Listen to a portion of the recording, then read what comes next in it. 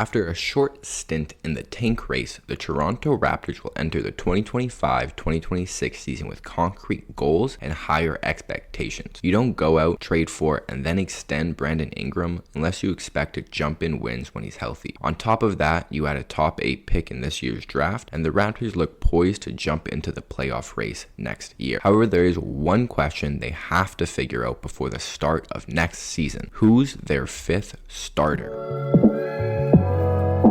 In my eyes, there are 4 locks to start next year, those being Scottie Barnes, Emmanuel Quickley, Jakob Poeltl, and Brandon Ingram. The team has just invested a ton in these 3 guys of BI, Quickley, and Barnes from a financial standpoint, and there's no one on the roster who can fill Yak's role. But that does leave one starting spot up for grab. Of course, the obvious choice is RJ Barrett. He's started every game of his NBA career and has come into his own since returning to his hometown. He's an excellent slasher and has improved a lot as an outside shooter. But how does he look when he's the 3rd or even 4th option offensively? He didn't look good in that role with the Knicks. Can he thrive in such a reduced role offensively while not giving you a ton defensively? Or is someone better suited for that while RJ takes a super 6-man role on the bench?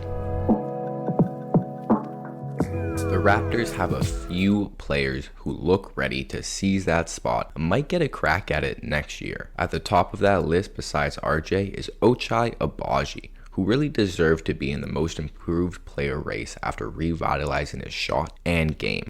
Agbaji had a career renaissance this year and finally lived up to the 3-and-D label he earned during the draft process.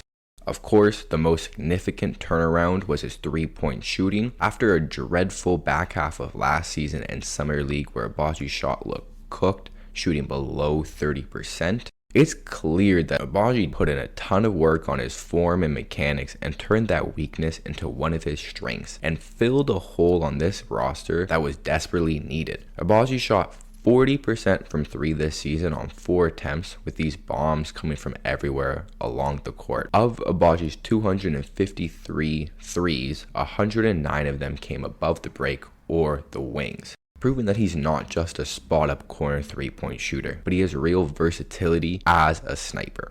Agbaji shot 38% on those above the break or wing threes.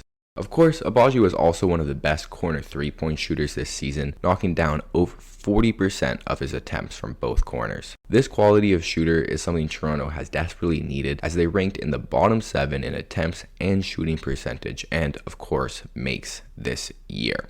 The Raptors also play a brand of offense, thanks to Darko, that generates a ton of open looks from deep, and the starting 5 needs a guy who can take advantage of those looks, and they didn't have that last year. Quickley and Brandon Ingram take most of their threes off the dribble, or at least prefer to take their threes off the dribble, and Barnes is too big of a question mark to rely on to take advantage of those looks. That's where Agbaji comes in and fills the gap.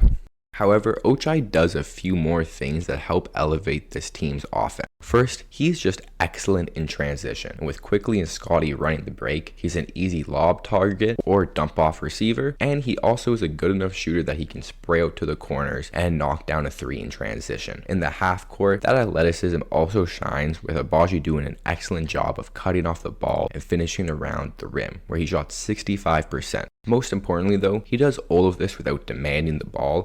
When you have 3 guys who want to cook with Quickley, BI, and Barnes, you need someone who doesn't need plays ran for them and is okay with sitting in the corner and accepting his role as that 5th or 4th option offensively. Switching to the defensive side of the ball, Agbaji also fills a clear need for a perimeter lockdown defender in the starting 5. Yes, Scottie is okay at checking some smaller, quicker players, but he excels against wings and when he can play free safety, kind of like Giannis. But for him to be able to do that effectively, he needs someone to check and lock down opposing star guards. And while I think IQ is a good team and help side defender, he's not locked out on ball, but Ochai kind of is.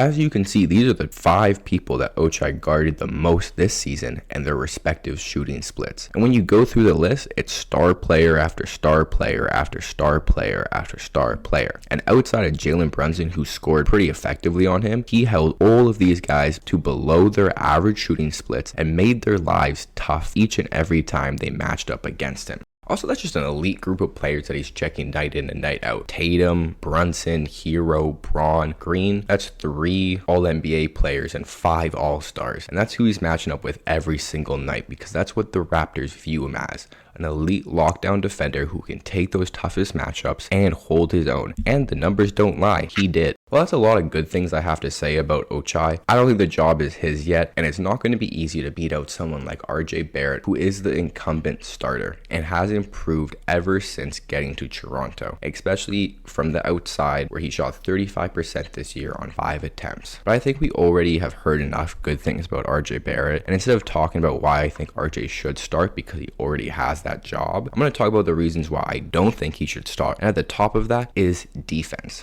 RJ definitely showed improvement on that end this year, but it will be year 7 of his NBA career next year, and he just has not been a good defender at any point during those 6 previous seasons, and I don't really think that's all of a sudden going to change in year 7. Just like I did with Ochai, here are the top 5 people that RJ guarded this season and how well they performed. You got OG Anunoby, who really took it to him, scoring 8 of 11 from the field and 3 for 5 from deep. You got Tobias Harris, who also scored very effectively. You got Hayward Highsmith, who's not even on the court for his offense. I don't really think that matters that much that he held him to such poor shooting splits. Same thing with Taurean Prince at this late stage of his career. Those guys are there for their defense and kind of just out there for bodies. And even then, Taurean Prince still had a decent showing. Now, of course, the only lone star that RJ guarded in his top 5 minutes this year was DeMar DeRozan. And DeRozan cooked him. 10 for 16 from the field, 2 of 4 from 3 with just 2 turnovers. You know, if you play the 2 or any of the guard spots in the NBA, you have to check star players each and every night. And RJ just doesn't hold water against those players. Secondly, besides just his lackluster defense, the trio of Barnes, Barrett, Quickly did not perform well together at all this year. In the 285 minutes that they played across 16 games, the lineup of Barnes, Barrett, and Quickly had an offensive rating of 102, which would be dead last in the league, and had a defensive rating of 115, which would be tied for the 20th worst defensive rating throughout the game in this league. All in all, the trio posted a net rating of minus 12.7 across 285 minutes, which is a decent sample size, and that's just off.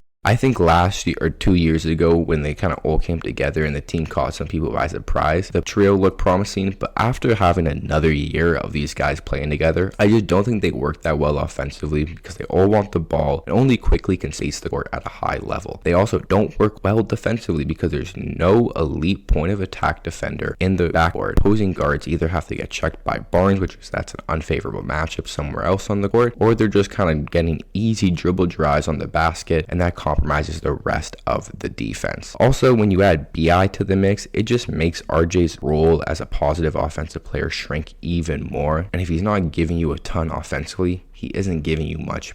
Period. When you look at the roster off the bench, that unit needs a lead scorer, especially if they want to keep staggering Scotty with the bench unit, and I think RJ fills that role much better. Outside of those 2, there are a couple other players who I think have a slight chance at stealing the starting spot. Jacoby Walter came into his own as the season went on, and he got some serious reps after missing much of his first training camp and start of the year and being in and out of the lineup all year with different injuries. In my eyes, Walter is younger and kind of a mix between RJ and Ochai, where he isn't an elite defender, but I think he has the physical tools and showed the want to be really good on that end. And while he's not an elite offensive player, he does show true, I think, upside on that side, being a 3-level scorer, and he's not afraid to get his shot off, and he can create a shot from deep off the dribble if needed. However, what does make Walter a more promising player in the starting 5 and something different than the both of these guys is his ability to shoot coming off a screen, which is something that Abaji cannot do very effectively, and neither can RJ. Having that in the starting 5 when you have 3 guys who can create is super deadly and super intriguing. I don't think he's going to be there quite yet next season, but it wouldn't surprise me if Walter did get a chance to start again once the team is dealing with some injuries. Lastly, I do think Grady Dick will also get a chance to earn the spot in training camp. However, I just don't think he will get the job. He's not good enough defensively, and while he is a good enough shooter, I think the team can find that spacing elsewhere, especially with BI. I also think the Raptors might end up moving him because he might have a lot of value on the trade market, and he might have more value on the trade market than he does on the team. In my eyes, it's a race between RJ and Ochai Agbaji, and to me, I think the obvious and better choice is Agbaji. Being able to play a reduced role offensively while giving you more defensively is what this team needs in their fifth starter, not another guy who wants the ball, who can create.